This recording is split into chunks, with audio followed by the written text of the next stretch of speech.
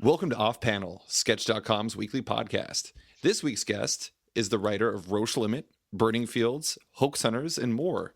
It's Michael Moreci. Thanks for coming on the show, Michael. Yeah, thanks for having me. I'm excited to be here. So I want to start with Roche Limit, specifically the second volume, Clandestiny. That arrives. So we're recording this on, God, I don't even know what today is. The 21st? Yes. We're recording this on December 21st. It drops this Wednesday, which will be a week before when this podcast actually drops. That's a big deal. And I more or less just read the two volumes back to back. And one of the things that really stood out to me was how stunningly different the two volumes were. Why did you decide to mix things up so dramatically in that second series? I think it was definitely intentional, and I just really want to do, like, the whole basis of, part of the basis of Roche Limit and what I was trying to do from the beginning was just to do stuff that's, like, really challenging and different. And that's hard to do that in comics because there's so much that's really challenging and different, like it's a medium that has such limitless possibilities and no budget, and, there's so few restraints. So, like, there is a lot of challenging and cool stuff. I mean, I'm sure we both can name like a dozen just off the top of our head that's like really, really, doing really cool and interesting things. But, like, I was like, well, how do I do something that is challenging and really unique in its own way? And what I really landed on was, was making a story that's tied together very loosely, I guess, through thematic alone. Like, what the story is about is what drives it, like the characters I really put a lot of investment in. Even the story, like, it's not like I tried to, like, really take away any of the other elements, but I want it to be like, okay, this story is about something. Like, I want that to be the nucleus, and I want to, like, show that, like, have people pay attention to that. And the way to pay attention is to three times, just build and eradicate the story three times. But the one thing that remains is the central nugget of, like, what is this thing about? Mm-hmm. And I think that helps, like, brings that out, and it helps, like, from a reader experience to be like, oh, I see what's going on. If we just went with a Roche Limit ongoing story or a Roche Limit mini, just one thing, like, I think it would eventually get buried, like, over time, those themes get thinner and thinner. Mm-hmm. Because you're piling on more stories and more characters, and it's hard to keep it tight and condensed and together. So, really, that's the one thing. And the second thing is, like, I just, I never like to do the same thing, like, again. I think, like, that's why I primarily work in original and, or creator owned, or however you want to call it, because, like, I guess in a way I kind of get bored easily. Like, I feel mm-hmm. like the people I really like, I always think of, like, film example, and I should get better about, like, being a comic examples, but, like, I feel like, the creator owned kind of frontier is still kind of, like, fresh and new. Mm-hmm. But, like, the people I really, love, like the Coens or Kubrick or people like that, who just really have never, while their style carries over from the same project to another project, like, they've never really done the same thing twice. Like, Kubrick made, like, 1.5 sci-fi movies, Coen's, everything's just, you can recognize it as a Coen movie, but it doesn't always have the same story. Or, like, in back-to-back year, they made No Country for Old Men and A Serious Man. Mm-hmm. And those were, like, those movies couldn't be more different, right? So I like to find new ways of, like, just challenging myself and staying interested in whatever it is that I'm doing. So, yeah, that was it. Well, the Coen brothers are such a fascinating example. I mean, not to go completely off the rails, but right from the start. But, I mean, I really feel like everybody... Okay, I really feel like it'd be really hard to find someone who doesn't like the Coen brothers, or at least one Coen brothers movie, just because all of their stuff is so different. Like, my favorite movie by them is actually The Hudsucker Proxy. Oh yeah, yeah. It could be any of them. I mean, like, I feel like it changes daily for me. Yeah. Look at God, is it Hail Caesar? No, what is the one? Caesar? God, what is the new one that's coming out next year? Oh gosh, I forget. I was just thinking about this literally on the ride home, and because Inside Llewellyn Davis is coming out on Criterion in a few weeks. Uh-huh. Which I'm super excited about. And I was trying to think of, like, what the hell is the name of their new movie? And I can't think of it, and I forgot to look it up. It is Hail Caesar. It is Hail Caesar. Okay, there you go. Yeah, so it's that's actually one Coen Brothers movie I've never seen is Inside Llewellyn Davis, which is funny because as we were definitely going to talk about, like I've been on like an Oscar Isaac super high this year because I watched Ex Machina, which is amazing, and I watched. Did you see Show Me a Hero? No, I want to though, Oh, very badly. it's really really good. It's probably the most interesting thing you'll ever see about city planning. And my wife is an architect, and she like I started talking about the show, and she's like, I studied this in college. It was really boring. And I'm like, well, they made an HBO series about it, and it's really good. Anyways, but yeah, I mean, and obviously the Force Awakens, he was a big deal. But yeah, I've always heard good things about Inside Llewellyn Davis. Oh, it's terrific, and he's great in it. He's really, really good in that. That's probably my favorite performance of his yet. Anyways, but yeah, it is kind of interesting because, like you were talking about, science fiction in comics is really interesting because there are just so many different takes that you can find. Even just an image. I mean, you can find something like Lazarus, which is really built in like reality. And like it's like a future dystopian broken version of the world, but it's still got some very interesting science fiction elements to it. You got something like, I don't know. I mean, like would you consider Rick Remender's and Greg Tacchini's low science fiction? I guess it's kind of like it is, but it isn't. I don't know. It's a really, there's just so many different types of stories out there that it is. I like the idea that Roche Limit can be all built around this, this colony, and kind of colony, I guess, in clandestiny, but and it can just change from miniseries to miniseries. So is that kind of like I guess the third one, Monadic, which is coming out in March, that's gonna be the last one, right? Yeah, that's it. That's there's 4 issues, and that wraps up. That's what we always. It's what I always had planned, and like I mean, maybe it would be revisited sometime in the future. I think I have some like small ideas like here and there, like one shots or I don't know, but like yeah, for the most part, like that's gonna be it. That's gonna be the story. Is like those 14 issues. Mm-hmm. I really like the structure though, just because I'm a big Mignolaverse fan, and I always really liked how like the Hellboy series and BPRD before it actually had full numbering or whatever. I liked how it kind of felt like you could jump in at any point and you could just read a mini series and you would still appreciate it. And that was one thing that was interesting about Roche Limit is like, it would help if you read, was it Anomalous? Is the name of it? Yeah. If you read that, yeah. But I really feel like you could read Clandestiny by itself and it would still stand alone. Well, that's good. I mean, that's really great because I've always been apprehensive, and someone asks, like, "Can I read it?" And I'm like, like probably not. I mean, go ahead. I mean, I'm not going to stop you, but but you wouldn't recommend it, right. But it's good from like, I'm so like kind of, I'm definitely neck deep in it, so I don't even. My perspective is completely shot. So hearing from you that it's possible, that makes me like comforted. That's good. Well, so that was one thing I was reading up on Monadic today, and it sounds like it's going to have another major shift story-wise. Is that a fair assessment? Totally. Oh, yeah. Yeah, definitely.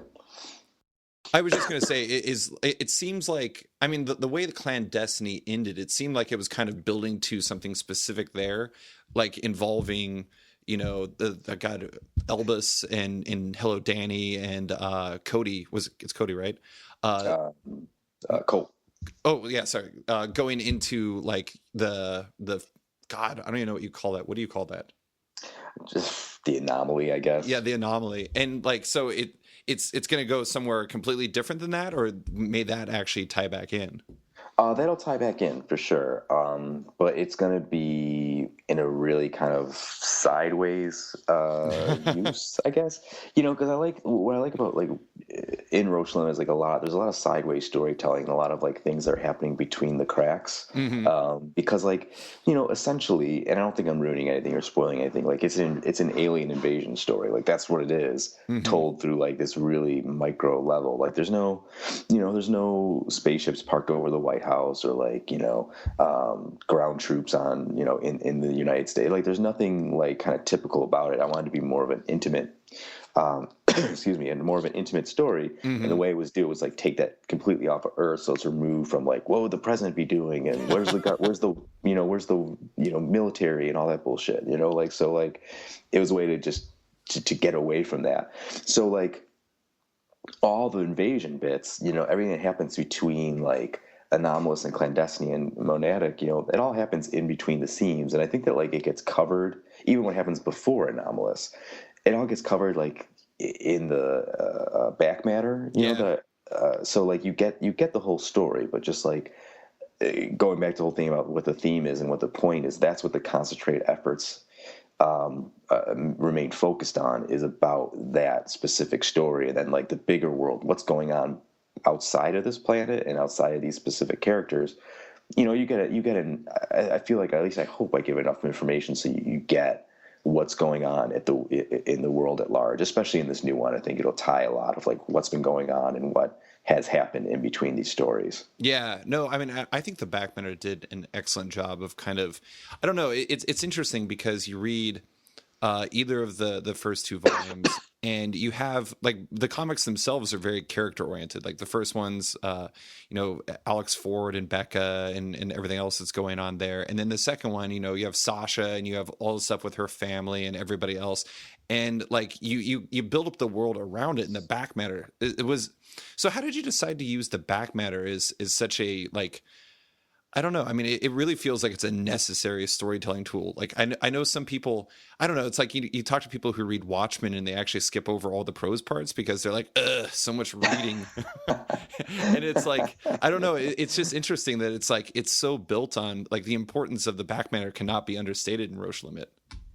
Yeah, I mean, I think that's like, I've always thought like with comics, like as much as a minute ago I said like that there's so much limitless things that you can do because you have no budget, you have no constraints on so many things, especially when you work with a place like Image, who gives you complete creative freedom. Right. You have all these wonderful advantages, but some disadvantages that you have, like say like a movie, is like performances or music, which is like, man, I'd kill to have a soundtrack, Mm-hmm. or like prose where you can really, I probably read I'd say I definitely read as much prose as I do comics. I mean, I read a lot of both, but I read just an equal amount. And like in prose, like that's those opportunities that you can really kind of mine deep. Comics is always going to be a visual medium, like, and that's why I love it. That's why so many of us love it. But Mm-hmm. like the things that I was doing are not necessarily visually orientated, like talking about Hello Dandy being on a talk show, or the drug culture and the effects it has on the colony in volume 1 and Anomalous. Like that's not necessarily something that I think deserves to be told visually, if that makes sense. Right. Well, and if you did tell it visually in like the, I don't know, happenings of the actual story, it would really seem out of place. Totally, yeah, I agree. I mean, I think everyone knows like when you're getting info dumped, and you're like, okay, it's Yep. like you're filling in gaps where it's like, okay, here's a better way to do that. So the story itself, the visual story, can be, lean and focused and remain like do all the great things that in the visual medium should do without having to be encumbered by, like I said, like these info dumps. Like save that for the back. I mean, I hope people read it because they're pretty essential. But like I've heard that for like Watchmen or even Nowhere Men, where people like Nowhere Men were like throwing their arms up, like, "Oh God!" And did you see that ad? It's like, yeah, it was fucking awesome. Yeah. Like it's so smart, like and I mean, I took a lot of cues from that book specifically. I think I know, like, Eric's the boss, but like, even if he weren't, I mean, Nowhere Men would still be one of my favorite comics in the last 10 years. Yeah, yeah. I mean, Nowhere Men is definitely a really it's I find it to be really fascinating how they've done that, especially because it's not just like, I don't know. I like how they did like the interviews, and then like not only that, but they'd have like, there was that one issue that had like the top 10 lists of like varying scientists and like varying disciplines and everything like that. Oh yeah, It's just such a great way to, I mean, it is an info dump, but it also feels like an artifact of the world. And it does the same thing on Roche Limit. Is like, I would say probably my favorite character in like the series as a whole was Danny. And I reading his story in like about the baby and everything like that, it was such it made him such an interesting character before he was really like actually introduced in a real capacity. And I don't know, I mean, I just think it was not to downplay the comic aspect, but the in a weird way the back matter has actually kind of stuck with me more than the comic. I hope that doesn't come across as insulting, but it's just no, I totally get it, because like I think that like I think it like engages you more in a certain way or engages you differently. Mm-hmm. Because I had the same experience with Nowhere Man or with Watchmen, because like I think we're so trained, like, you know, you read so many comics, and the way I read comics is probably similar to how everybody reads. You have a stack and you're going through the stack, Oh and yeah, totally. yeah, so like when you come across something different, you're like, oh well, it kind of forces your brain to like work and engage in a different way. So I think that sticks with you more. Mm-hmm. I think that's part of it, but there's a lot of other things going on. Like you said, those world artifacts that are like when you really do it well. And you know, I don't think we've always done it well. Roche Limit. There's sometimes I'll admit, like at the end of the month, I'm like, I totally phoned that one in.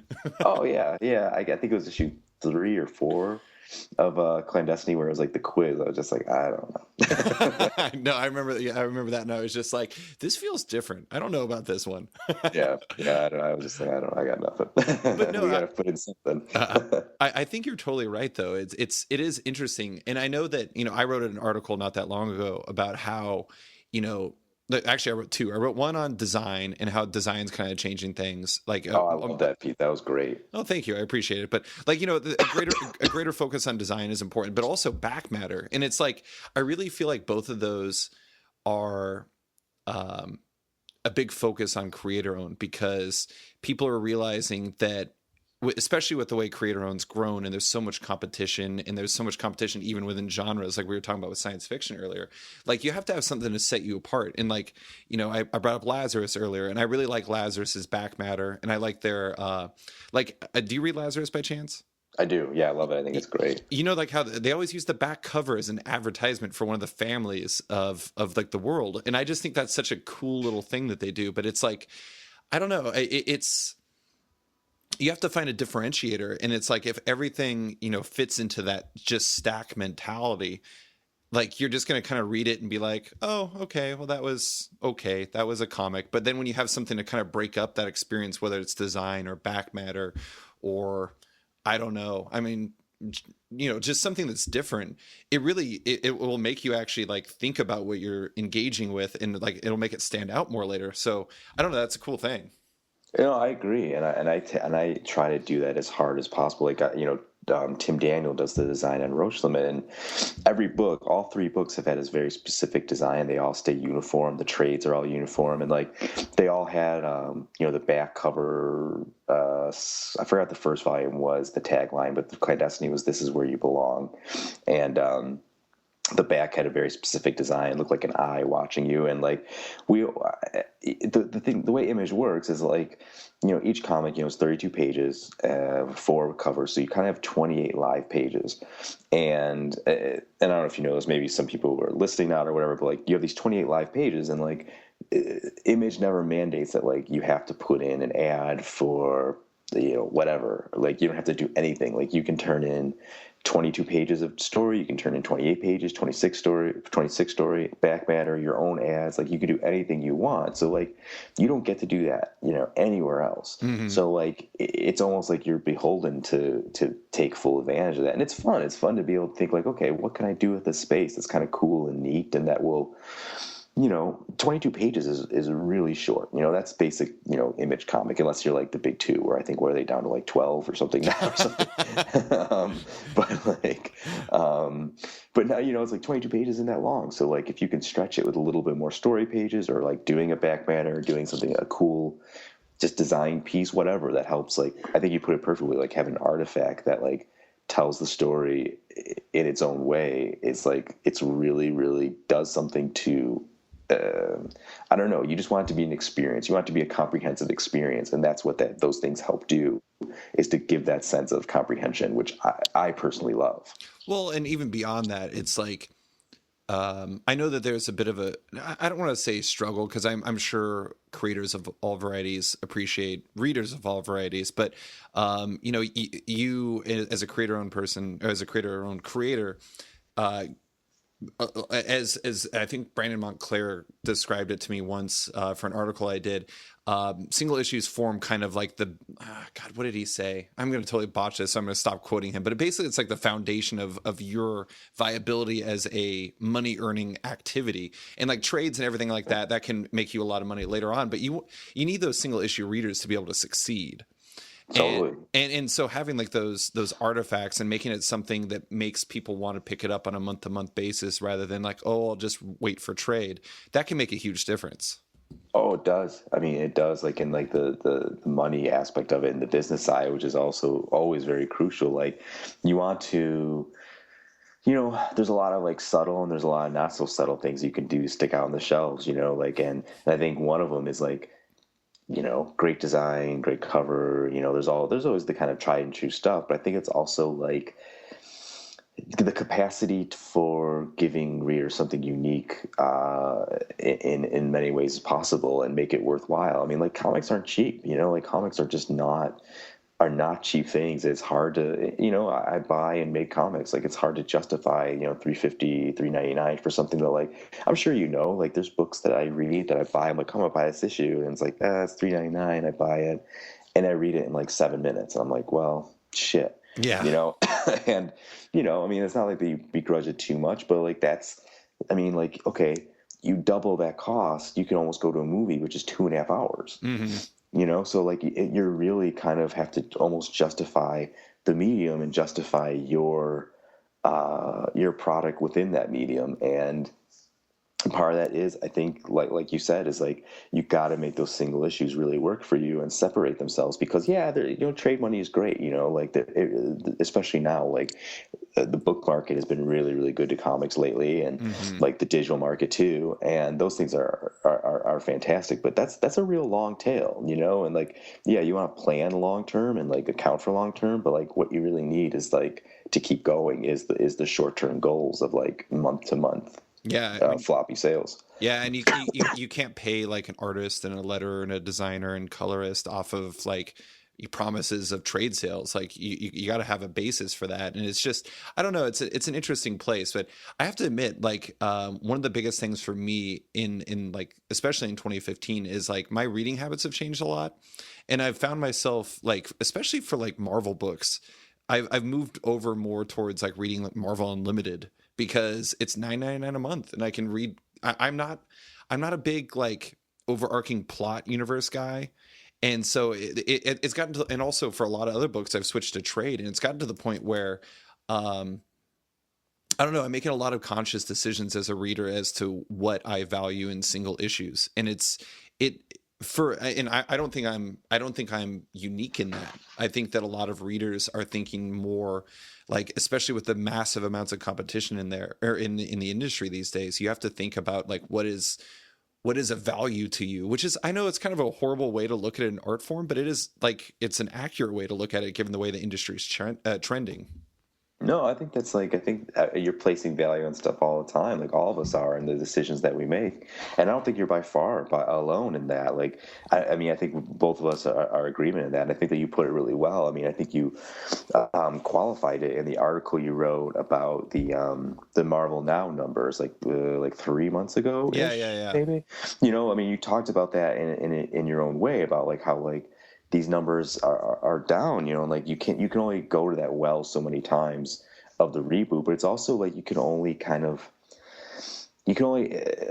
expect readers to pay so much for the same thing, X amount of times. And I think that like with the options available, it's not just about create your own, it's about like digital options are cheaper, sales, trades, competition, all these things. Like the model that they were using and have been using is just, it feels like it's starting to diminish. I think we all saw that on the horizon, and now I think it's started. I mean, DC's had the same problem. You see these problems really kind of take root of like, okay, we've tried the same methods over and over, and we're going to keep doing it till it ends.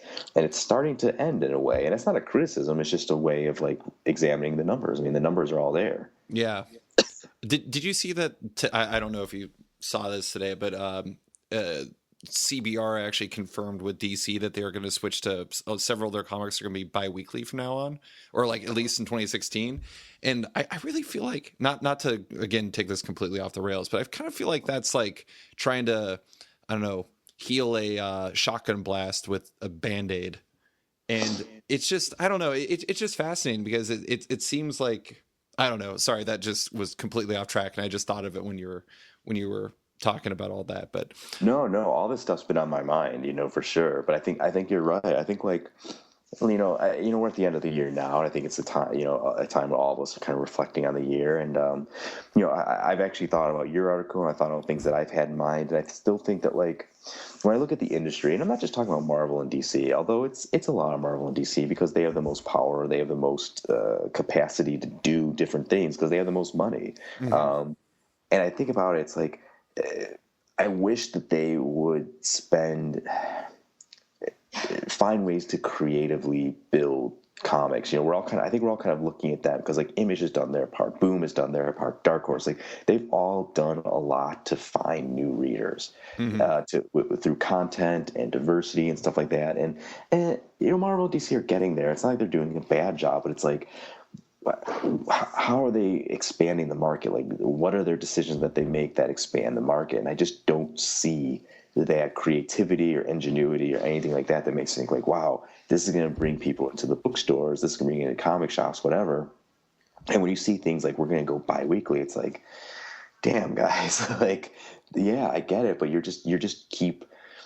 keep going to the same well over and over and over. Like that's not going to, bi-weekly is not going to bring anybody new into a comic shop. It's just going to keep tapping the people who are buying the books as is and stretching them thinner and thinner. Mm-hmm. So it's a very tough solution. Maybe they have numbers and insight that I don't have, but I think probably seems like we share the same opinion where it's maybe not the best idea. Yeah, no, Or the best, most forward-thinking idea, at least. no, definitely not. I mean it, and I'm gonna write about like I've already started putting together a piece on this, but like for January because I'm being super lazy right now besides podcasts. But anyways, I don't know. I think it's a very short-sighted idea that in many ways is kind of built to game the system. And I don't want to say too much, but basically I kind of feel like the double shipping thing is kind of built around like moving around the whole FOC process. And because, double shipping really exists within that, FOC is within 3 weeks of release. And so it's like, if you have 2 in 2 weeks, then it's going to be hard to like adjust your orders properly. But anyways, that is a completely different aside. Although I do want to say like, I'm putting together a big piece with, it's like a retailer year in review where I'm going to be talking to retailers and like looking at what their perspective on everything is. Oh, and, cool. and one of like the very first response I got, I asked about like, what were your biggest selling comics? And the third biggest seller for this one retailer down in Texas that I spoke to is a comic that I've literally never heard of. And they said that it's something that the creators reached out to them on, and it was like something that they thought was a really good comic, so they hand sold it to a lot of people, and it sells like hundreds of copies, which is actually really amazing. That's awesome. And that's the thing. Like you see it can happen. Like it very much can happen. These success stories can happen when it's like with some ingenuity and like on behalf of the creators and retailers and everybody. That's a really nice success story. Mm-hmm. So that was one thing I wanted to ask you about was, when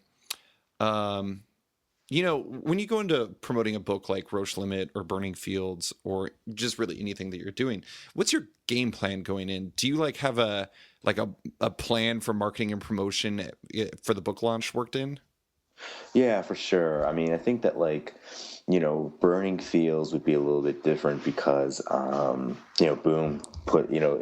a place that puts a lot of muscle behind it. They have a great marketing and advertising team. And like, so like I kind of take a more passive role. But with Roche Limit, it's definitely a more active role. And I've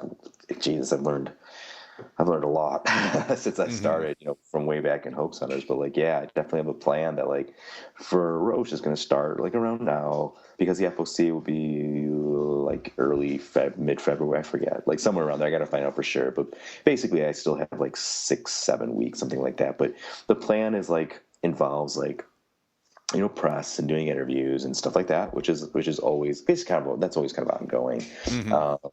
Advertising, taking some ads out in some spaces that I'm not sure where they're going to point to yet. Like one of the big things I'm trying to do now, if we're talking about this kind of strategy, the biggest thing I'm trying to do now personally and for Roche and other projects is to build a mailing list. Like that's going to be like my number one. Oh yeah.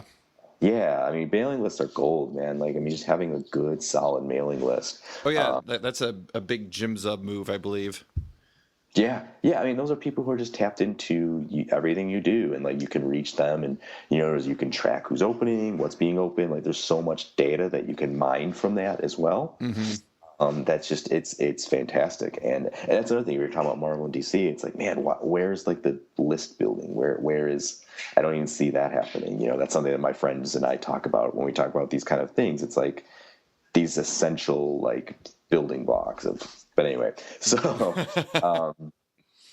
you talk about like so yeah, building an email list, taking advertising. I mean, obviously a big part is reaching out to retailers, which requires having the issue done, the first issue done, which we're almost done with that. But having the first issue done and showing the proof that it exists, and they're not going to be totally, left with something that ships late, or it's a confidence builder. Yeah. So I mean, over the years, I know the places, and I think that like if you had like 10 image creators on and told you like a dozen retailers each, we'd probably have like at least 8 be the same, who are like, these are the retailers that like are going to be there, and you probably know who they are too. Mm-hmm. So it's about like letting them know, and I'll do a mailing, I'll send out some prints in a few weeks, and just to let them know it exists. I mean, it's different for Roche now, because Roche, I mean, it's a number 1, but technically it's also a number 11, right? So it's been around and it's closing out, so I think that's kind of like Roche Limit's kind of locked into where it's at, which is fine, right? But there's still that matter of like comprehensively hitting all these points and doing them at specific strategic times. And it's definitely not easy, and you have to really have a willingness to do that and learn this stuff. And I'm still learning, and like there's lots of different like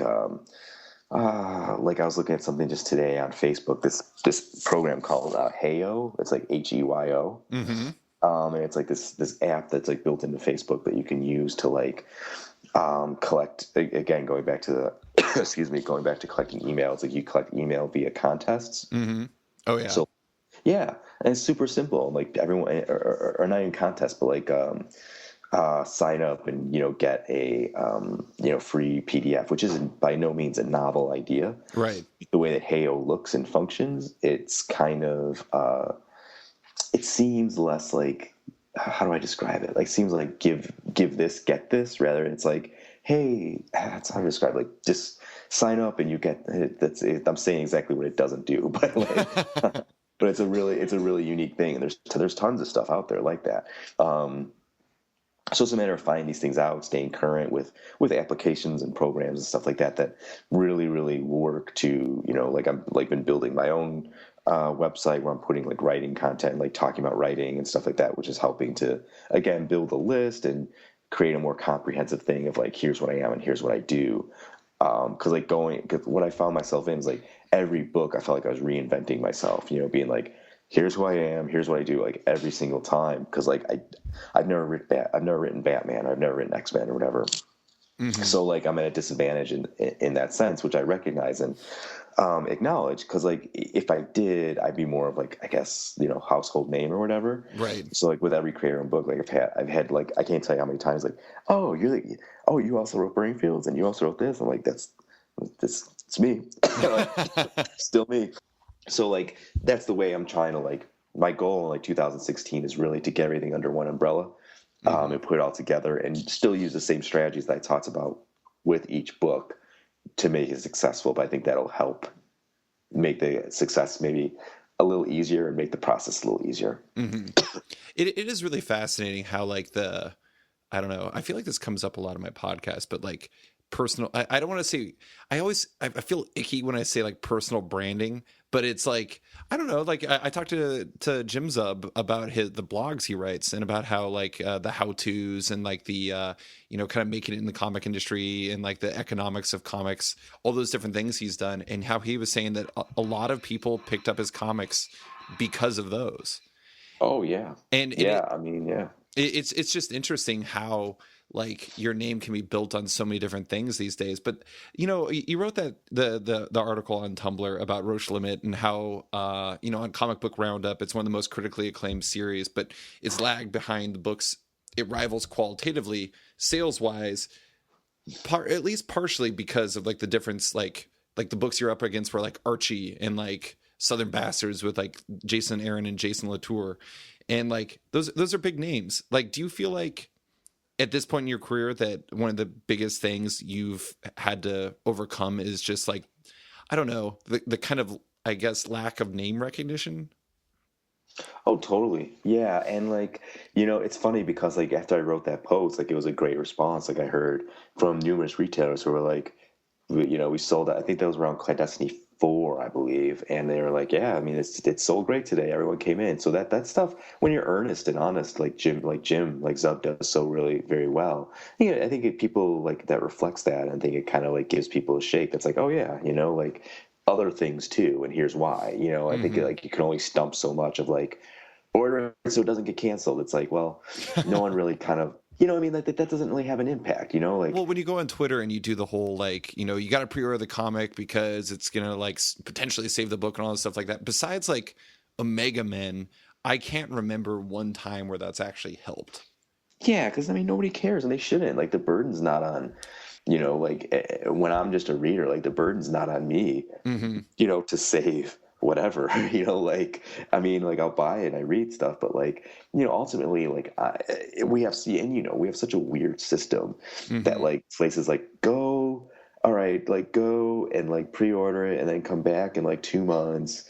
And, and you're like, it's like, it's so circuitous and weird, but yeah, but like, getting your question, I definitely think I'm an underdog, in a lot of ways because like, for a few reasons. Like I'm not a big two writer, which is totally fine. Like it's totally cool. But like that's like always gonna be the elephant in the room. Is like once you transition to the big two, it seems like you level up in credibility for whatever reason. Sure.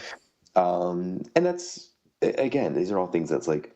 It's weird to talk about it because it seems like you're griping. It's like, well, I don't write for the big two, so nobody cares. It's like that's not at all like the point. Like the point is that it's just the reality and that's just the truth, and that's fine. So it's like, okay, let's work around it. And yeah, I definitely feel like in a sense to be the underdog in the industry, because like name recognition, and that's kind of something that's hard to like get around like until you get like a massive breakout hit. And it's funny because even like the massive breakout like hits, like I think it's something like Five Ghosts, like which is like everybody was like, holy shit, Five Ghosts, it's so great.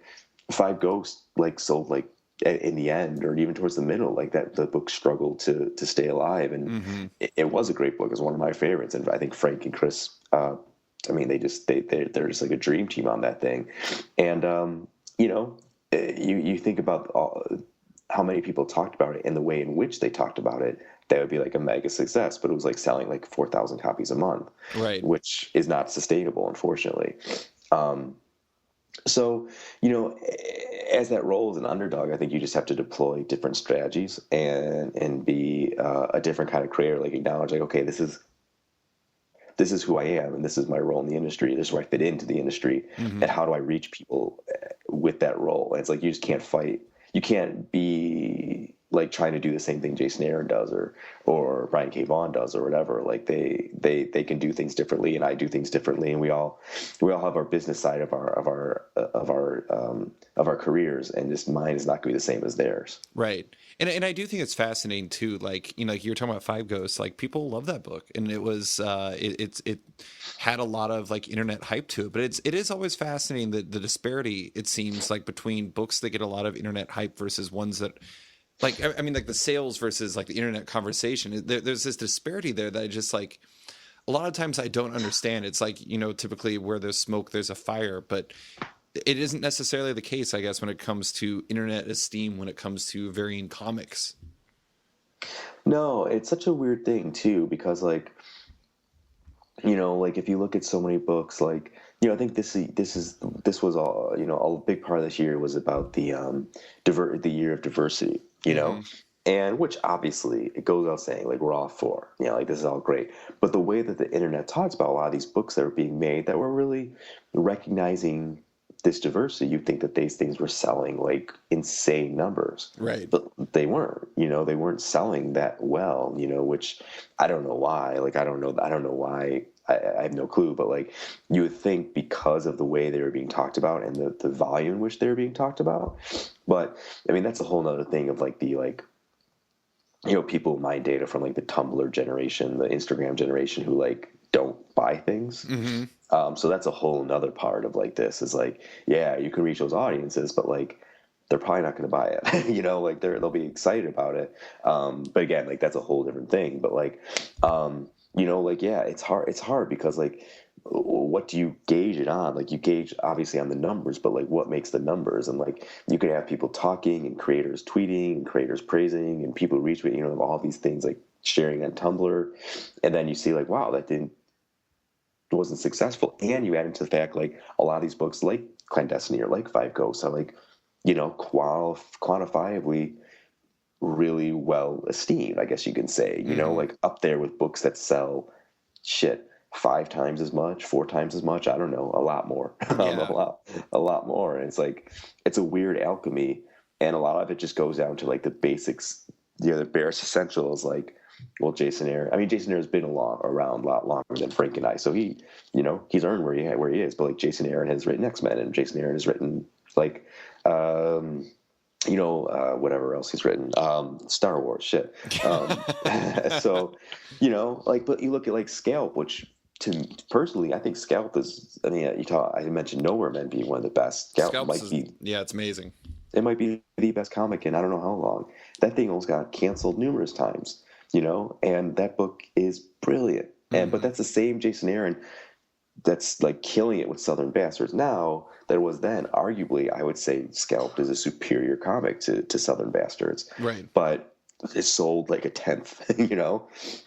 Yeah. Well, it is fascinating though. I mean, like there's an obvious difference there in subject matter, and it's, yeah, I don't know. I mean, like, it's a lot easier to sell a Star Wars comic. It's a lot harder to sell a crime comic on an Indian reservation. And not to like downplay humanity, but it's true. I mean, it's just like how many, God, that's a dark direction. I'm not going to go down that direction, but it is just kind of fascinating how different that is, because like it's I don't know, in a lot of ways, like I always like to envision comics as a meritocracy, but it really isn't. And in a lot of ways, it seems like the most successful comics are probably the ones that have the easiest elevator pitch mixed with a solid, like, you know, it's if it's a good comic and has a really easy elevator pitch, I feel like that helps a lot, which is why I think it was kind of genius when Chip Zdarsky said that Kaptara was a gay saga, because I feel like a lot of people were just like, okay, I get that. And it may not actually mean anything or be reflective of what the comic is, but I bet it got a lot of people to try it out. Oh, totally, totally. And the thing is, man, what we have to all recognize is like, okay, like in movies, you have like your like Alamo Draft House, and you have like your indie theaters and stuff like that, who you can find as a more challenging film or more challenging whatever. You can find a home and find an audience and find success, you know. But like in comics, there isn't that. You know, comics, like every single like retailer, even if they're friendly to create your own, even if they really, really like here in Chicago, like Challengers or places that like really push create your own books, you're still going to be on the shelf next to, next to Batman. So you'll still be at the Cineplex at the same place. So you're Ex Machina opening against Star Wars, you know, right, every fucking week, you know. So like, it's like it's insane. Like it's really, really difficult to like find your way above that. And you know, it's like you say though, like it's like having that great elevator pitch, you know, like having that like Chip Zdarsky, right now he can sell anything to anyone because he's that person of the moment, and rightfully so. He's charming, he's hilarious, he's smart. So you know, it's all these things that work together. Like we like to think it's a meritocracy where it's like everything comes out Wednesday and it's a level playing ground. Go buy, everybody, go buy what you think and decide what rises to the top. Mm-hmm. But the things that rise to the top, you know, have so much more going for it, you know, like who's written it, like what the easiest pitch is, etc. Like those are all very, very real things that determine a book success. Mm-hmm. No, very much so. And it's I don't know, it's a very fascinating point in the industry because it's like if people like you or me or like the average reader are having problems figuring out what to buy, God, man, like you talk to somebody like Patrick at Challengers, and it's like I actually want to be a comic book retailer, but sometimes I'm just like, I don't envy them because there's so much to choose from, and it's hard to really decide what you're going to put your weight behind. Because, like I talked to Patrick Brower on my podcast early on, and we talked about like, have you read Xander Cannon's Kaiju Max? I haven't. I want to because I like Xander a lot. I think he's insanely talented. Yeah, it's a really good book, but I mean, like they really believed in that book, and it ended up being a pretty tough sell for them because they ordered hard on it, and it's just like, even though it has its specific elevator pitch of Oz meets Godzilla, which is kind of a crazy elevator pitch, it's still it's still a hard sell because people look at it and it's like it doesn't have Batman or it doesn't have this or it doesn't have that, and I don't know. It's a very interesting place. But one thing kind of related to this or all this stuff we're talking about is I was really interested in the fact that you moved Hoax Hunters from Image to Heavy Metal, and I know a lot of people are really desperate to work with Image, but how did that end up happening? Oh yeah, it's actually really kind of easy. Like the story's not that interesting. Well, Damn it, I failed. No, no, but it's a fair question because it's like I was like really seemingly going against the tide. But Heavy Metal has the film rights. Okay. The people the new owners of Heavy Metal, so they want to do like a comprehensive, Hoax Hunters, film, comic, blah blah blah.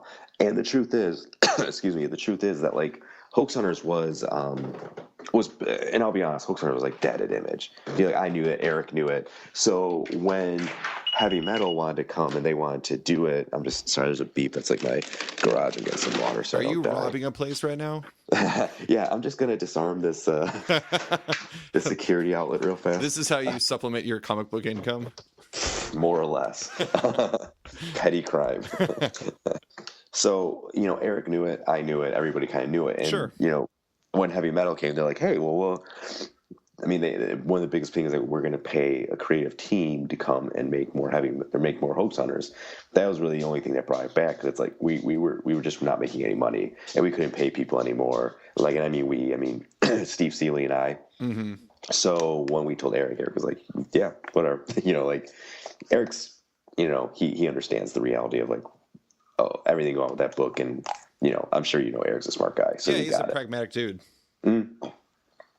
So that was it. So Eric, the Hoax Hunter went to Heavy Metal, did 5 more issues, and I think they were expecting sales to be a lot more than they were. It basically picked up right where it left off, mm-hmm. which I was like, yeah, that's how many Hoax Hunters there are. I mean, it's just kind of how comics work. Mm-hmm. Not to be I hope that doesn't sound defeatist. I mean, it's just like, yeah. I mean, that's another article I'm working on, is basically like, how do you change your fate past issue 11, so to speak? Because it's like, it's easy to sell number 1. It's hard to sell a number 11. And you don't.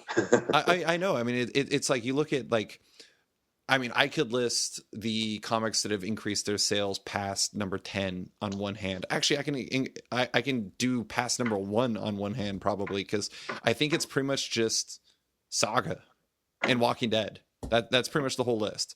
And would Chew be on there? I don't. Into single issues, I doubt it. Wow. I doubt it. I mean, like, I think John and Rob have really made their name on a combination of like collections and foreign licensing, but I can't really, I'm not name, but like, they've made their true fortune, so to speak, on that, because like single issues, I'm just completely making that up. So John, Rob, if you send me an email being mad at me, I totally understand that. But like Saga and The Walking Dead, I think, are pretty much the only 2 comics, at least like the last 10 years, that have done that. I mean, Lumberjane's sales are going up now compared to where they were like 8 months ago, but not compared to number 1. They have a long way to go to get to that. So it's just, it's hard. It's super hard out there. But okay, so I got to do one transition so we can get into the Star Wars talk. But I emailed you about this earlier because I didn't want to seem like I was totally just like jacking your own point. But when I read Roche Limit, one of the interesting things to me was like the first arc felt so much like Blade Runner to me, and the second arc felt so much like Ridley Scott's side of the Alien universe. Especially because you even had Sasha running around with Android Hello Danny's head like Noomi Rapace ran around with Michael Fassbender's head in Prometheus, which I thought was hilarious.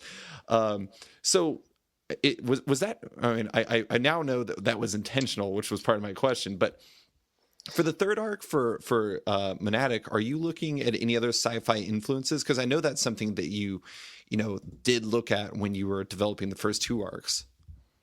Yeah, I think the third arc is a mixture of a couple things. I think it's a little bit of Blade Runner returning. It's a little bit of Solaris, which I think was in Clandestiny as well, and a little bit of this one book trilogy that I love, the Southern Reach trilogy.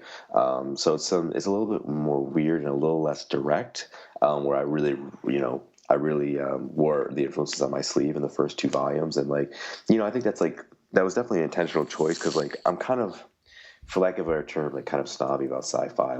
I look at a lot of things that are especially in movies. I think comics do sci-fi well, but in movies, it's they have a really broad definition of sci-fi. I watched the new Star Trek movie, and I'm like, this isn't sci-fi. This is just action in space. That's not sci-fi. That's not, to me, sci-fi is more. It's defined by ideas as much as it's defined by where it takes place. Not to say that Star Trek the movie was bad, but I'm just saying it's not my definition of what sci-fi is and what sci-fi can do. So when I think about those movies that mean a lot to me, I remember Monadic, the biggest influence, Dark City. God, I love Dark City. It's so great. Oh yeah, one of my favorites. Yeah, more that than Blade Runner for sure. So yeah, when I think about sci-fi, I think about movies like that. I think about stuff like that, and I want to make that really apparent, that's where this is drawing influence from. It's not a space opera. It's not it's not anything that And I feel like comics hasn't really done too much of that kind of sci-fi in terms of not only cerebral, true sci-fi. I mean that kind of existential dread sci-fi. Which is where I like to inhabit such a warm and happy place. Yeah, I definitely think Dark City and warm and happy in the same sentence for sure. Yeah. God, that I have to admit, not that I wasn't excited for it before, but the fact that Dark City is an influence is a huge plus for me because I still am. I'm not shocked.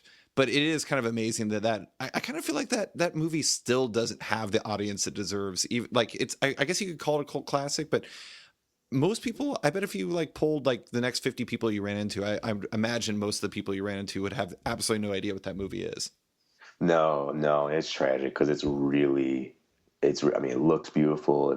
Performances are great. The story's great. I mean, there's so much going on. And have you ever listened?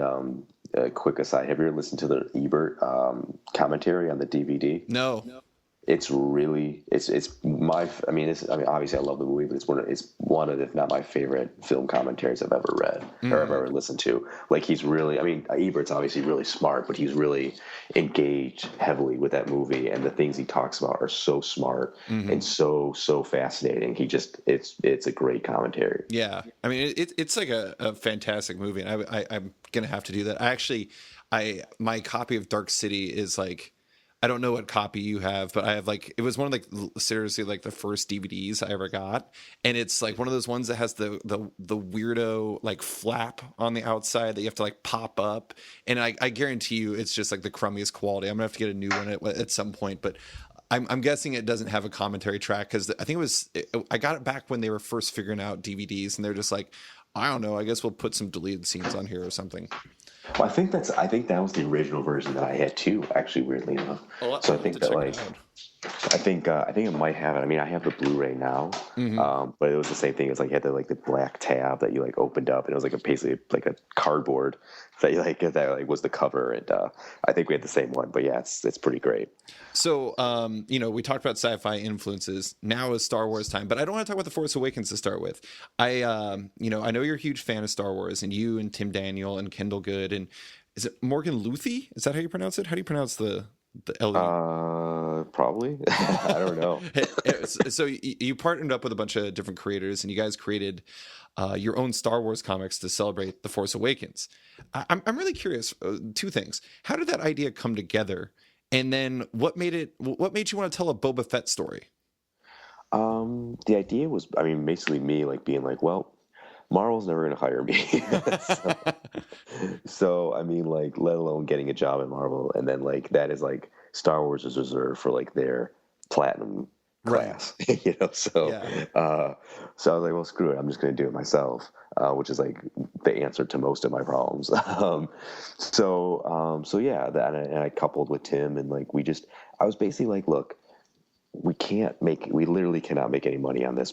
Money cannot change hands because there's obviously laws that we'd be breaking. So like my thing was like, I'm just going to write a post, and I'm going to say if people want to do it and get into the situation being like, look, we can't pay you, we can't make money, this is the situation. If you want to do it still because you love Star Wars like us, let us know. And that was basically it. And we got like dozens of responses. Oh, that's it was awesome. crazy.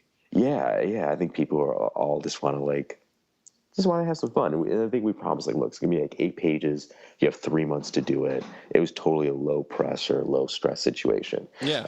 And the whole everybody involved with it, like, it was a really, really, really fun experience. Like, I never knew. Well, I knew Jordan, Boyd, the colorist, but I didn't know Morgan. I didn't know Kendall. So like we met some new people, and like Adam, Tim's letter. So like met some new people who were all really cool. It was super fun. But as for doing the Boba Fett, like, I don't know. You know, it's just like I wanted to find something that was like, well, I wanted to find something in the original trilogy that just kind of worked in the framework. To be like, so I can weave in and out of these moments and like find something that suited that. And the Boba Fett thing is so legendary. You know, it's like everyone knows, like, he's a character who literally says, I think one line. Yeah. I'm trying to remember if he talks in Jedi. I don't think so. I don't think so. No, I think he says, as you wish. I think that's the only thing he says. You hear a Wilhelm scream, but that doesn't really count as a line. Right. Yeah, that's about it. So yeah, I mean, it was just like, okay, well, here's a good like way to like just an entry point to like a quick story you get in and out of. And I've always loved from the Clone Wars the Boba Fett Bosk relationship. I thought it was kind of a weird, you know, parental rival, almost brotherly relationship that they had.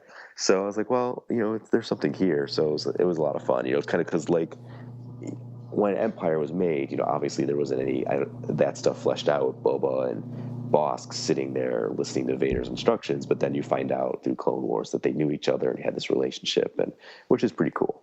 I think it's really funny because, like, after reading that, I've dabbled in the expanded universe, but I haven't actually, like, I didn't know how legit that was. I actually Googled that and I was like, shit, is that really what happens? Oh, Like, I was like, that would be such a hilarious thing if like that was like Boss idea. I don't know. Like, just FYI, if you have not, I'll put this in the article, but if you've not read Michael's or Tim's comic, you definitely should. They're really great comics. Tim's story was fantastic too. Like you guys just all did a really great job. There were really excellent slices of the Star Wars universe that, you know, aren't canon or anything like that, but they're just fun, and I really enjoyed that, and it was a great celebration of the Star Wars like mythos and the characters and everything. oh, well, thanks. I mean, that's really what we went after. Like, we just want to have fun. We love it all. I mean, we all love it so much. Right. So like, we just want to be part of this whole. And that's the thing. Like, as cool as like Star Wars is like now officially back, you know, which is awesome. But like, it's never going to come back again because it's never going to go away.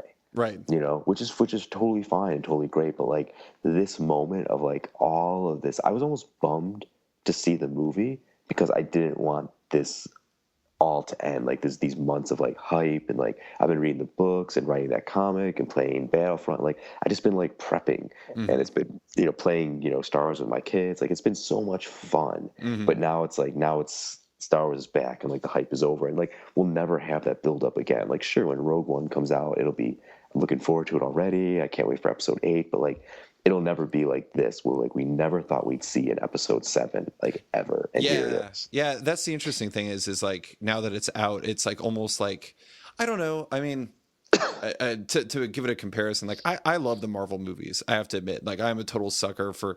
I know a lot of people are just like, oh, unhappy for one reason or another. But like, if I was like 6 and like I was like reading comics for the first time, and then like I had the opportunity to see this, it would have blown my mind. And like 31-year-old David Harper is still super jacked about watching. I don't know, like Civil War. I'm super pumped for that. But the interesting thing is like there's so much kind of perpetual backlash around it because it's been around for a while and people just they don't care about it. It doesn't feel special anymore. So I feel like I agree with you because I feel like it will never be more special than that. Just that final build up to Force Awakens coming out, which is in a way sad, but also kind of just the way society works today. Yeah. I mean, that's the thing. Like, it's like that's fine. Like it's we have like these now. It's like we live in a world of tentpole franchises, and that's the way like kind of filmmaking and not filmmaking, but film culture and economics is geared towards. And I'm the same way. Like, I love the Marvel movies, man. I mean, Captain America: Winter Soldier is like so rad. Oh God! I mean, I think it's one of my favorite movies in a long time. Like that was amazing. So I mean, I'm totally down for everything that they're doing at the film level. So like, but yeah, I mean, like, yeah, I mean that's kind of the thing of like all this Star Wars thing. It's like, okay, it's back, and now we're just gonna have Star Wars, and we're kind of spoiled in that we forget that like there's 10 years where we didn't think, we didn't have that. We didn't have anything new. We had the cartoons and, some games here and there, but not like this. Yeah, absolutely. All right, so listeners, this is where it's time to depart if you have not seen Star Wars: The Force Awakens, because we are going to talk about it in full spoilerific glory. So if you have not watched it, which based off the box office numbers, I assume there's like 5 people who haven't seen it yet. So I know, right? Get out now, get out now, get out now. So you have your warning. Okay, Michael, was Star Wars: The Force Awakens everything you were hoping for? No. Really? And it's funny to say that, and I didn't have like great, huge expectations. Like I'm like and the thing is, I found it fun, yeah, and I liked it. I truly liked it. I've been talking a lot about it, and people are like, "Man, it sounds like you hate that movie." Like, no, I don't. Like, I'm just first of all, I'm super analytic because I'm just like that by nature. But like, when I look at that movie, I'm like, there's 2 things that like stick out to me. The first thing is like when I went to it, I'm like, okay, how are they going to answer the fundamental question? Why this movie? Why now? Like, why are they saying that Jedi wasn't the end? So basically you have to say like, you thought Jedi the end was the end, but it's not the end because of this. Mm-hmm. And I never got that sense of like, what's the threat? What's the point? Why are we looking for Luke? Like, I understand why he was hiding. I didn't understand why anybody gave a shit about finding him. Right, exactly. Why is he essential to this whole thing?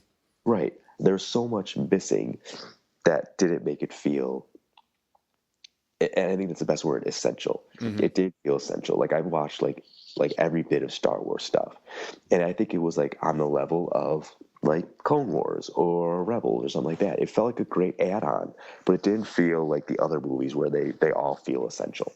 I presume you're not referring to the prequels in that essential part, right? Maybe. I like the prequels. What?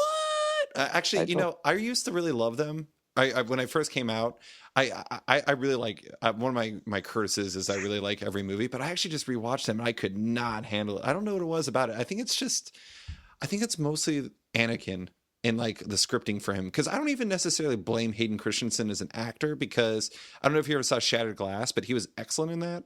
He was good in that, yeah. And like I don't think he's a bad actor. I just feel like he kind of got put into a oddly bum role. But anyways, interesting. That's fascinating. So, what was the second thing? The second thing was like, I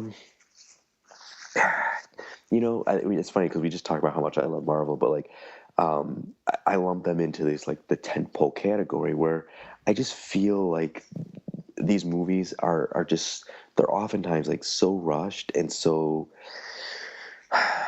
they're just not a focus on like a coherent plot. I mean, not all of them, but like Star Wars kind of like Force Awakens joined that rank to me, where it's like there's so many. I mean, you already see it again. Like 38 questions we want answered in Oh my episode God. 8, and there's just like it's already like I'm not that.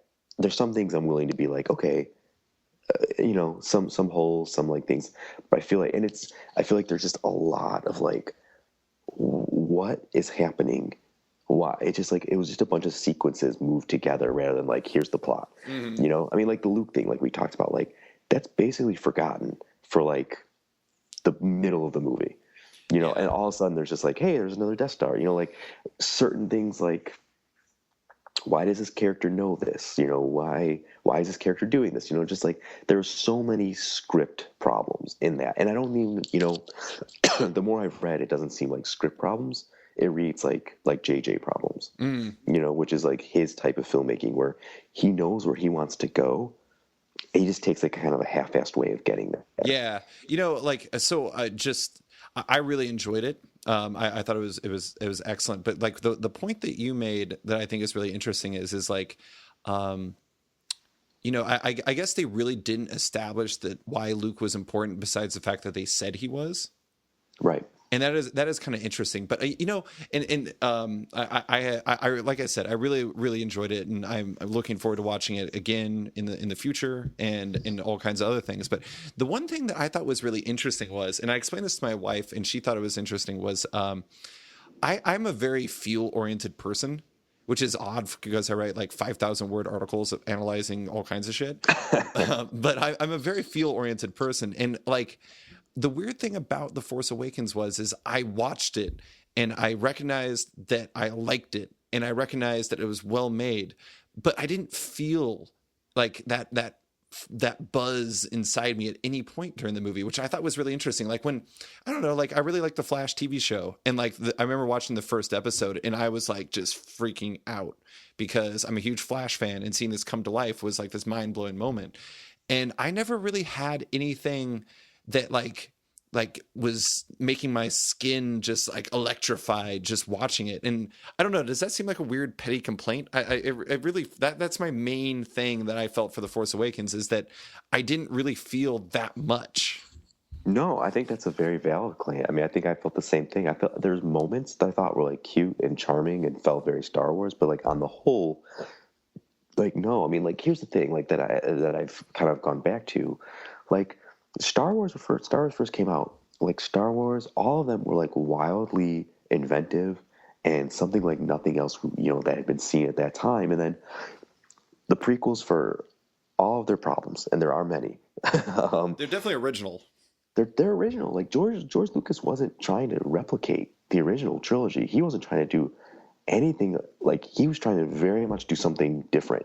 And like the moments where he's hitting it, like the pod race scene, like everything just with Phantom Menace, the pod race scene, the Darth Maul fight, like those moments are awesome. Like Right. he's going for it and he's nailing it. There's other time where he's going for it and he fails terribly. But Force Awakens never goes for it. They Right. never try to do anything unique or innovative or show us really anything new that would make you feel that way. And I think that like, but I complain about it now, but that is the movie that JJ is going to give you every single time. Mm-hmm. He's going to give you that movie. He doesn't write symphonies, he remixes them. Yeah. And so we shouldn't be surprised. Yeah. It is funny watching like watching that, and then like watching like Into Darkness, and just kind of realizing that like J.J. Abrams, like you said, is kind of like a remixer, and like he makes really nice looking and entertaining movies that just like I mean, like I really enjoy like a lot of his stuff. Like I think Super 8's great, but that's also a remix of like all the Amblin stuff back in the 80s. Totally. And Totally. it is kind of fascinating. That's his niche. But although I kind of feel like 2015 in movies has been kind of the year of the remix, because like Creed was like totally a remix on Rocky, and it was awesome. It was a great movie, but like it definitely was playing off nostalgia. Like Jurassic World was playing off of Jurassic Park, like Totally. to a stunningly painful degree in my perspective, because like I went from hating or from loving that theme for that movie to absolutely hating it by the end of the movie. Yeah. And it's funny. It's kind of heartbreaking too, because like Jurassic World and so like Force Awakens, like to get to a roundabout point, Force Awakens, when I watched it, I enjoyed it thoroughly. I thought about it for like 5 minutes and I was like, oh wow, that wasn't that good. Like in Jurassic World, which I thought was just dumb. It was Like, but so it's like bad. It was it so was so bad. bad. But like you had a movie come out this year, like Jupiter's Ascending, which Yeah. sucked, which was terrible. But the thing is, like, it bombed, and people are like, well, it was bad. It's like, so was Jurassic World. Yeah. Jurassic World made like $700 million. Like, so like it's unfortunate that like at least I think this is like the central point. At least Jupiter's Ascending, for as crazy bad as it It was, failed big. it failed big, but They at went least it was for it. trying to do something. No, Like, no, I don't that's know what I what. mean. Is like Yeah. it's like the same thing with the prequels. Like you're saying, it's just like like the reason why, like I don't think the prequels failed because well, it depends on your perspective, but I don't think that they are what they are because George Lucas was trying to do something. I don't know. Like he wasn't just trying to play back the hits. Like, he was trying to do something crazy, and like you have really two options: you're going to succeed big or you're going to fail big in that aspect. And I really like Jupiter Ascending. It wasn't a great movie, but at the same time, like I appreciated a lot of the stuff in it because it was just so batshit crazy. And Wachowski brother, like it was them doing them. Oh yeah, totally, totally, and I respect that more than like anything else. Like at least I'm interested by it. Like Jurassic World wasn't interesting at all. There's nothing, and Force Awakens kind of suffers from the same thing. It wasn't very interesting of a movie. Like it's like, yeah, here's some stuff I thought saw before. I don't really know why anybody's doing what they're doing, and the Death Star, the end. Like, Yeah. and there's nothing really. In the moment, you're like, fuck yeah. Then, like, a minute later, you're like, Well, like, yeah, I think I definitely have a different perspective than you on this, just because I felt like I connected with the characters quite a bit. Like oh, I love the characters. yeah, I'll I say love that. John Boyega. I think he's just such a great actor, and Yeah. and seeing him, like, did you ever watch Attack the Block? No, I want Oh, to now. you should definitely watch that because he's so fantastic in that, and I just think he's a really soulful actor, and I think that he made Finn work really well, and I think that we didn't get much with Poe, but I think he's going to be a really interesting character going down the line, and I thought that Ray was fantastic, and Daisy really did a phenomenal performance, especially considering the fact like she's done nothing basically. And I like, know. and she went into the Force Awakens, and it's just like it's amazing the pressure she probably felt going into that role. But I cared a lot about the characters, and so it made me enjoy the movie quite a bit, and it has stuck with me. But I guess my biggest complaint, like I said, was just like the feel thing. It's like I didn't. I guess like I have this. Like I was talking about the Marvel movies, like I really love those movies, and like when just like so much in the Winter Soldier, when I watch that movie, still I'll get like this like buzz to it because it's just such a I don't know, it's like peak comic book storytelling in movies, which is kind of like my jam because like they're my two favorite mediums.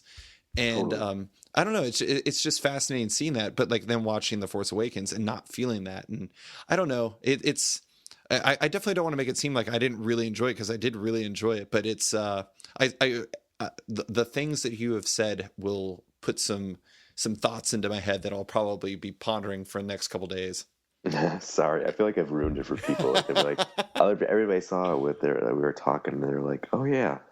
And I was like, well, I don't want to ruin it. Like, like I said, I think it was fun, and I liked it, and there's a lot, and I want to see, and I will see it again, probably more than once in the theater, and it's cool. It's totally fine, but like, there was just stuff that I don't think will go away for me of like that I just can't reconcile, and I feel like are really real problems that just like, damn, it's kind of frustrating because it's like, why do these exist? Why wasn't the script tighter? Why weren't we given more information? Why didn't we feel more urgency? Like, and I feel like Winter Soldier, that script is tight as hell. Hmm. That story, like, of like what's going on, like it feels so urgent and so cool, and Hmm. like that's why that works. But then you jump ahead to like Age of Ultron, and you're just like, what? Like, Yeah, what's going on? I don't understand. that is definitely one that did not live up to rewatches. But no, I mean it is interesting though because like so I talked to Tom Mueller, a designer, on my podcast a little while back, and I had asked him, as a designer, do you kind of like walk around and see things that like you're like, oh, I got to take a picture of this because it's cool, or like this bothers me because this lettering is just terrible, or whatever, things like that. But I guess in the same regard, as a writer, you're going to look at plot mechanics and probably analyze it a bit deeper, just because that's something you do. And so when you see something like, I can totally accept the Luke Skywalker thing, because I'm just like, they're trying to find Luke because they're trying to find Luke. Why not? But like, when you look at it, it is kind of a lazy mechanic in the sense that there's no importance to it short of saying it's important, because he's living by himself on a planet that no one knows. Right. I mean, how do you know he's even alive? He could have fallen off a rock and broke his neck 6 years ago. Like, no one even knows that. Like, or he could have run out of food on that tiny island. And like, what is he eating there? Right. Like, well, I mean, and it's just like, it's sort of nitpicky, but it's also like, but that's the whole reason for supposedly everything that happens, the map and the quest and blah, blah. It's like, we got to find Luke, but you never gave a sense of like, why do you have to find him? Why do you have to find him now? Why didn't you have to find him 5 years ago? Like, it's just problematic. But you're right. I mean, as a writer, I mean, that's my job, is to always be unpacking things and see what works and see what didn't work. And, it's just kind of like a curse in a way, because it's like, sometimes, with my wife, she's like, just shut up and enjoy it, But I just can't, Hopefully she doesn't say that while you're like Adam Sandler movies or something like that. No. No. Yeah. So no. So I mean, still, like I said, still good. I liked it. I didn't love it. Yeah. But maybe I'll love it in time. Who knows? No, but I mean, and that's the thing. Like, it's. I see so many people play hard lines on like, especially with just everything involving the Force Awakens, just because everybody's seen it and everyone's all hard line on their stance and it's one and only. But there's room for everyone's interpretation. Like, I have a friend who he said immediately after like the first viewing, and like he's seen it 3 times in like the first 2 days, and he said it was his number 2 in the entire series. And like, that's legit. That's how he responded to it. And I was like, I think it's probably like realistically number 3 for me. And not just because I'm like, obviously I said I wasn't a big prequel fan, and like, I like Return of the Jedi. I don't love it, but like, at the same time, like, there's room for any type of interpretation, I think, because it is like, there are objective parts that you can talk about, but like, a lot of movies, just like comics, it's subjective. Like, somebody might like, I don't know, what's a comic that people hate? I'm trying to think. Like, some people might think The Dark Knight Strikes Back is better than Dark Knight Returns. They'd be wrong, but some people might think that. And so, I mean, well, what's been cool is like, it's opened up so many conversations with Star Wars fan friends of mine who are like I was talking to one guy, Dylan Todd, who's a comic designer. Oh, yeah. And we were talking about like the prequels, and we're like, yeah, we're both like, they're pretty good and all this stuff. And he's like, yeah, I love Attack of the Clones. And I was like, what? I'm like, that's one of the worst movies I've ever seen. Like, what are you talking about? And I was like shocked, and he explained all this stuff, and I was like, all right, man, like, go for it. Like, I can't get down with that movie. That's the one movie where I'm just like, no. Yeah. Like, I actually just rewatched that one, and I couldn't believe how long it felt. Oh my God. That needed an editor bad. Yeah. That's almost the longest. That's the longest of the 7 movies. Yeah. I mean, like a good 10 minutes too, I think. I mean, it was 2 hours, like, according to IMDb, it was 2 hours and 21 minutes, but I was like, man, that felt like, like it was like a 4-hour, like, Ken Lewis documentary. Or Ken Burns documentary, and I was just like, not that I don't like Ken Burns, but I mean, I'm not saying, it felt a little dry for a Star Wars movie in a lot of ways, but yeah, I don't know. Anyways, but no, I'm sure we could talk about Star Wars for forever, but thank you for coming on and talking all things comics with me and talking Force Awakens, and look for Star Wars, or God, did I just do that? Look for Roche Limit Monadic in March. Yeah, March. I don't know the day. In March, sometime. Just keep going every day in March. It'll be there at some point. That will not be hard for most comic fans. But thank you for coming on. I really appreciate you taking the time. No, thank you. I've been looking forward to this. This is a blast. Thank you. Thanks for listening to this week's episode of Off Panel from Sketch.com. You can find this week's guest, Michael Moreci, on Twitter at Michael Moreci, on Tumblr at michael-moreci.tumblr.com, and in the upcoming Roche Limit Monadic from Image Comics. Find more Sketch content at Sketched, that's SKTCHD.com. Follow us on Twitter at @SketchComic, like us on Facebook at /Sketched, and give us a rating review on iTunes.